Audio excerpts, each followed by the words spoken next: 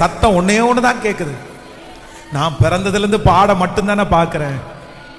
நான் பிறந்ததுல இருந்து தோல்வியை மட்டும்தானே பாக்குறேன். நன்மையை பார்க்கவே இல்லையே. பாஸ்டர் 1 வருஷம்ன்றாரு, நான் 9 வருஷமா அதை மட்டும்தானே பாக்குறேன். 25 வருஷமா அதைத்தானே நான் பாக்குறேன். ஒரு முன்னேற்றம் கூட இல்லையே, ஒரு உயர்வு கூட இல்லையே. தலை நரைக்குது, நாள் போகுது, வருஷங்கள் கடந்து போகுது.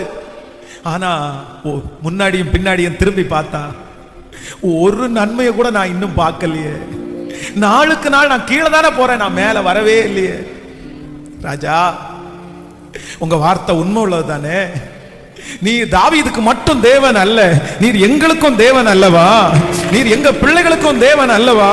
இன்னைக்கு சொன்ன அந்த வாக்குத்தத்த வசனம், தாவீது நாளுக்கு நாள் விருத்தி அடைந்தான், சேனைகளின் கர்த்தர் அவனோடு இருந்தார். அந்த வாக்குத்தத்தம் இந்த சத்தத்தை கேட்டுக்கொண்டிருக்கிற ஒவ்வொரு பிள்ளைகளுடைய தலையின் மேல் ஆம் என்றும் ஆமேன் என்றும் அப்படியே அமர்வதாகப்பா.